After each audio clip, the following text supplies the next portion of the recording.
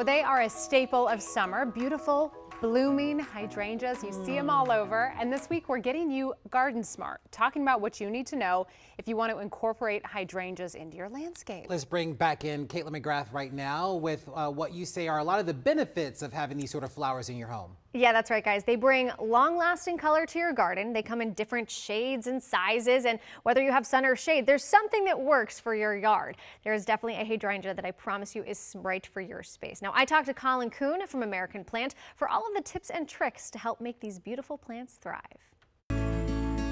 Hydrangeas are great because they're easy to grow and there are so many varieties for sun and for shade. Once you figure out how much sunlight you're working with, pick a color. A lot of different bloom shapes and colors to pick from, which is really, really nice with all the different varieties, and within that, different finish sizes. And you really want to pay attention to the size of the species you pick because it can really vary. Some of them get, 6 and 8 feet tall, and then some of the smaller varieties, like the one right in front of us here, Rhythmic Blue, that one only gets 2 to 3 feet tall and wide. Once you find the right spot for the right plant and get the hydrangea established in the ground, they're very easy to maintain. A hydrangea don't have to be pruned.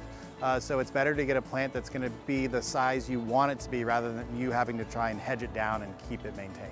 Now, if you're looking to cut your hydrangea, you need to make sure you plant a species that blooms on new wood. So what does that mean? Some species need old wood to bloom. That means in the fall, you do not want to cut back the sticks that will look kind of dead. And these are species that you cannot cut blossoms from throughout the summer. They won't grow back. Hydrangeas that bloom on new wood will grow and rebloom throughout the season.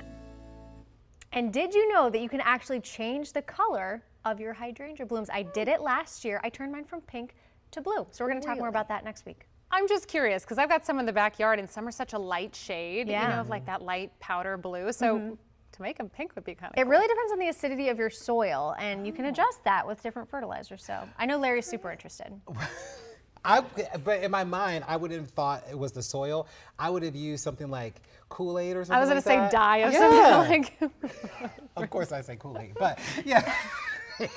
No, we'll talk all about it next week, what you need to know if you want to mix up the look around your house. I'm a mad scientist at home. You sure are. Now I get you to become a mad garden scientist. Yes. Mad garden scientist.